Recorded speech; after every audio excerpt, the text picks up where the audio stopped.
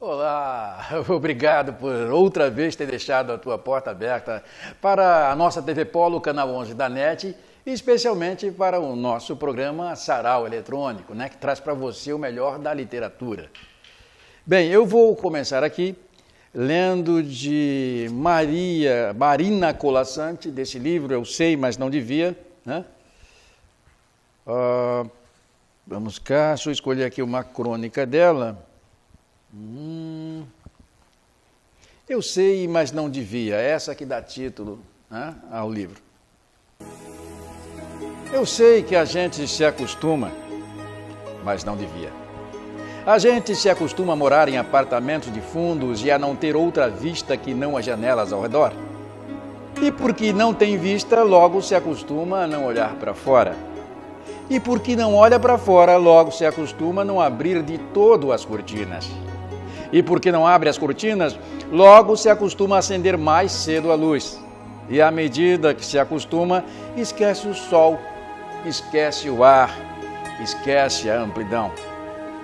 A gente se acostuma a acordar de manhã sobressaltado porque está na hora, a tomar o café correndo porque está atrasado, a ler o jornal no ônibus porque não pode perder o tempo da viagem, a comer sanduíche porque não dá para almoçar, a sair do trabalho porque já é noite, a cochilar no ônibus porque está cansado, a deitar cedo e dormir pesado sem ter vivido o dia. A gente se acostuma a acordar de manhã sobressaltado, a gente se acostuma a abrir o jornal e a ler sobre a guerra, e aceitando a guerra aceita os mortos e que haja números para os mortos, e aceitando os números aceita não acreditar nas negociações de paz, e não acreditando nas negociações de paz aceita ler todo o dia da guerra, dos números da longa duração. A gente se acostuma a esperar o dia inteiro e ouvir no telefone: hoje não posso ir. A sorrir para as pessoas sem receber um sorriso de volta, a ser ignorado quando precisava tanto ser visto. A gente se acostuma a pagar por tudo que deseja e o do que necessita, e a lutar para ganhar o dinheiro com o que pagar, e a ganhar menos do que precisa, e a fazer fila para pagar, e a pagar mais do que as coisas valem, e a saber que cada vez pagará mais, e a procurar mais trabalho para ganhar mais dinheiro, para ter com que pagar nas filas em que se cobra. A gente se acostuma a andar na rua e ver cartazes, a abrir as revistas e ver anúncios, a ligar a televisão e assistir a comerciais, a ir ao cinema e engolir publicidade, a ser instigado, conduzido, desnorteado, lançado na infindável catarata dos produtos. A gente se acostuma. A gente se acostuma à poluição, às salas fechadas de ar-condicionado e cheiro de cigarro, à luz artificial de ligeiro tremor, ao choque que os olhos levam na luz natural, às bactérias da água potável, à contaminação da água do mar. As bactérias se acostumam a não ouvir passarinho, a não ter galo de madrugada, a temer a hidrofobia dos cães, a não colher fruta no pé, a não ter sequer uma planta. A gente se acostuma a coisas demais. Tudo isso para quê? Para não sofrer. Em doses pequenas, tentando não perceber, vai afastando uma dor aqui, um ressentimento ali, uma revolta acolá. Se o cinema está cheio, a gente senta na primeira fila e torce um pouco o pescoço. Se a praia está contaminada, a gente molha só os pés e sua no resto do corpo. Se o trabalho está duro, a gente se consola pensando no fim de semana. E se no fim de semana não há muito o que fazer, a gente vai dormir cedo. E ainda fica satisfeito porque tem sempre sono atrasado. A gente se acostuma para não se ralar na aspereza, para preservar a pele. Se acostuma para evitar feridas, sangramentos, para esquivar-se de faca e baioneta, para poupar o peito. A gente se acostuma para poupar a vida, que aos poucos se gasta. E que gasta de tanto acostumar, se perde de si mesma. A gente se acostuma, mas não devia.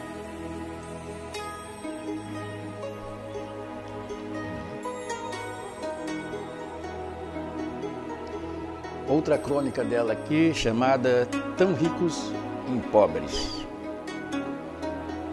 Os pobres, em termos econômicos, são um luxo que um país pobre não poderia se permitir. A constatação cartesiana me fulmina enquanto no supermercado pago um pacote de biscoitos para um menino que não conheço e que nem tão pobre me parece, mas por cujo sustento eu, elemento da classe média, que nem média é, sou responsável, bem além do pacote de biscoitos. Para este menino e para sua família, já pago alimentação, escola, assistência médica e habitação. Se não pago, deveria pagar.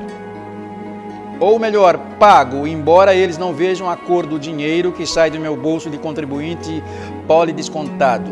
E continuem ignorantes, famintos, doentes e desabrigados, obrigados a me pedir pela mão do menino um pacote de biscoitos que pago de má vontade, calculando mentalmente quanto do meu salário vai-se por conta disso, com tão magros resultados. Não veem a cor, porque meu dinheiro, somado aos outros dinheiros dos que, como eu, estão encarregados de sustentá-los, é insuficiente. Um pobre é caro. 2 pobres são muito mais caros. 3 pobres são caros demais. Deve ser por isso que volta e meia lemos nos jornais que a miséria no país ou no estado ou na cidade está alcançando níveis intoleráveis. Não há de ser para a consciência. Para a consciência, a miséria é intolerável ou não é, independente de quantidade. Para o bolso, sim. Os níveis fazem toda a diferença. Um pobre é insignificante, 2 pobres são toleráveis, 3 pobres não dá para encarar. Mas, curiosamente, é para a consciência que se apela toda vez que os níveis sobem e ameaçam os bolsos da nação. Fala-se em vergonha porque as ruas estão cheias de mendicantes. Brada-se a desumanidade porque debaixo de cada marquise dormem várias famílias. Mais eficaz seria expressar a verdadeira preocupação, falar nos claros termos do nosso cotidiano, mostrar as contas. Lembrar que um pobre como um bebê custa uma nota, tem que ser suprido de tudo. E ainda por cima tem um sério defeito que os bebês não têm, a não ser, é claro, os bebês pobres. Não consomem. E não consumindo não faz girar aquele dinheiro todo que se empata ou se deveria empatar nele, transformando em fundo perdido o que deveria ser um investimento. Verdade que, apesar de não consumir e graças a um sistema engenhoso de funcionamento da máquina na quase total ausência de combustível, o pobre produz. Com pouco lucro pessoal, porém, já que, embora tendo o desprendimento cívico de largar a pele no trabalho, quase nada ofere, devido à baixa cotação da dita pele no mercado. Um pobre, em termos econômicos, é um péssimo negócio. Ou, olhando a questão por outro ângulo, um pobre pode não ser um péssimo negócio, mas certamente passa a sê-lo quando se multiplica. Assim, um país pobre, com uma taxa baixa de pobres, está mal, porque acaba faltando-lhe a mão de obra barata de que precisa para enriquecer os seus ricos e gerar os outros pobres de que precisa para etc, etc, etc. Um país pobre, com uma taxa alta de pobres, está mal, porque tendo excesso de mão de obra barata, ela acaba sobrando desempregada, só mão, não mais obra. E mão sem carteira, que não adquire aquilo que as outras mãos produzem. E pior ainda, estende-se para pedir o dinheiro que as outras mãos, poucas, pingam na cuia do Estado. Dinheiro que, sendo poucas as que pingam e tantas as que pedem, torna-se insuficiente, quando não irrisório. Difícil é administrar a taxa de pobres, mantendo aqueles níveis que, por toleráveis e até oportunos, só esporadicamente aparecem nos jornais e que, sapecando apenas alguns miseráveis aqui e acolá, ou mesmo juntando-os naquilo que pessoas mal intencionadas costumam chamar de guetos, não ferem a consciência nem atentam contra a moral. É aí que a injustiça social se faz flagrante. Pois são justamente os países pobres, em cuja cuia estatal poucas moedas tilintam, que acabam desregulando seus níveis e vendo-se obrigados a sustentar uma multidão muito superior às suas posses, multidão visível e inequívoca que os cobre de vergonha no fórum das outras nações. Enquanto são os países ricos que bem poderiam permitir-se sustentar hordas e hordas de miseráveis, sem grandes ônus para sua farta cuia, aqueles que, ao contrário, ostentam apenas alguns esfarrapados, sapecados aqui e acolá ou reunidos em bairros que pessoas mal intencionadas chamam de guetos, e dos quais, no fórum das outras nações, não precisam eles, os desenvolvidos, se envergonhar.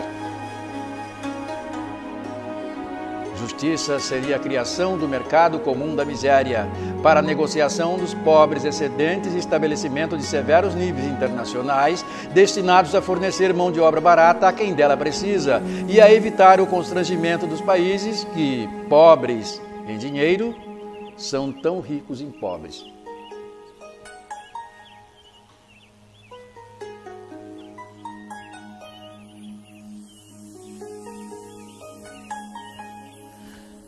Outra crônica dela. Quando o homem é o lobo da mulher. Minha filha está com medo. Minha filha tem 20 anos e está com medo dos vigias, dos porteiros, dos choferes de táxis, dos entregadores, dos consertadores de eletrodomésticos. Minha filha está com medo de todos os homens, porque aos olhos de uma mulher, todos os homens podem conter o homem que, escondido sob a aparência da normalidade, transforma-se de repente naquele que a agride, a estupra e a joga vazada em sangue no fundo de um matagal. Minha filha não foi criada para ter medo, mas agora que o tem, não me cabe tranquilizá-la, não me cabe dizer-lhe que nem todos os homens são aquele homem, porque eu própria não sei que homem é aquele e se pretende algum dia bater a nossa porta.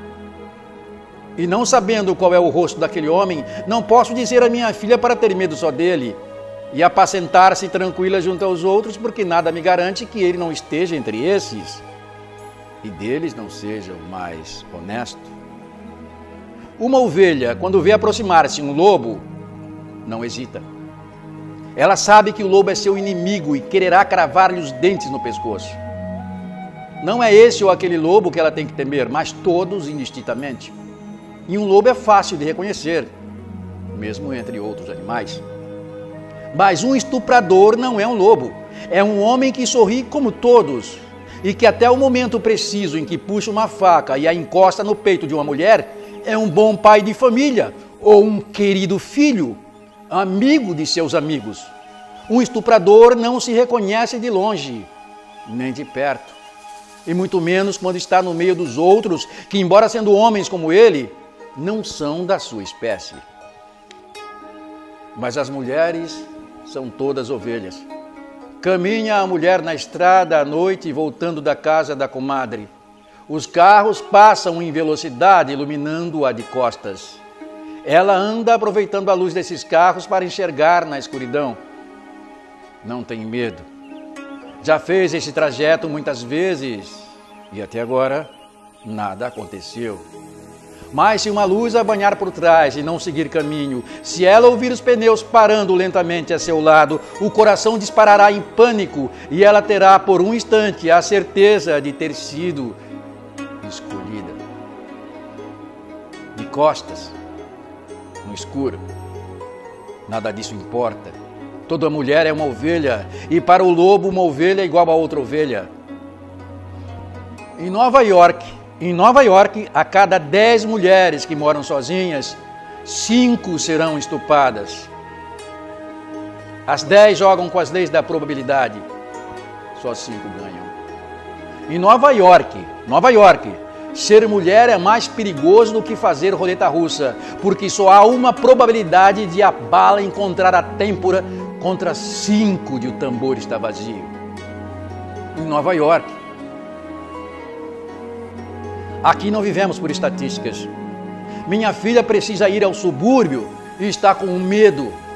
O subúrbio, lhe digo, não é mais perigoso que os outros lugares. Mas quando estiver em casa sozinha, tranque bem a porta e não abra para estranhos. E quem garante que o estuprador seja um estranho?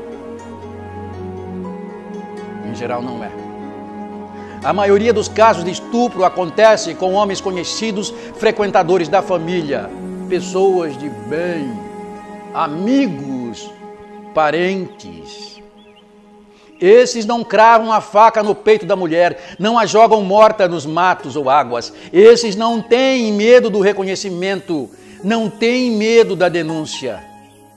Porque é dito e explicado que se denúncia houver, eles estuprarão aquela mulher uma segunda, uma terceira, uma quarta, uma quinta vez, com suas palavras, em público, dizendo que foram seduzidos, provocados e descrevendo em detalhes como aquela mulher os arrastou ao gesto insensato. Toda mulher sabe que, embora bebendo o rio abaixo, está sempre sujeita a poluir a água em cuja cabeceira o lobo bebe. E de nada adiantará argumentar, porque desde sempre os lobos são donos do rio e foram eles que estabeleceram suas leis. O rio, nesta fábula, não pertence à floresta. Minha filha está com medo. E quando sai à noite, prefiro que não volte de táxi, porque táxi é perigoso. Não gosto que volte de ônibus, porque há muito perigo. E não lhe dou um carro, porque carros entram em garagens. E garagens também podem ser muito perigosas. Então minha filha vai com seu medo. Eu fico com o meu, rezando ambas para que as leis da probabilidade a favoreçam. E não se acenda olhar de lobo por trás de uma máscara de homem. Bem, eu espero que vocês tenham gostado das leituras de hoje. Deixe sempre sua porta aberta, porque eu volto. Saudações poéticas.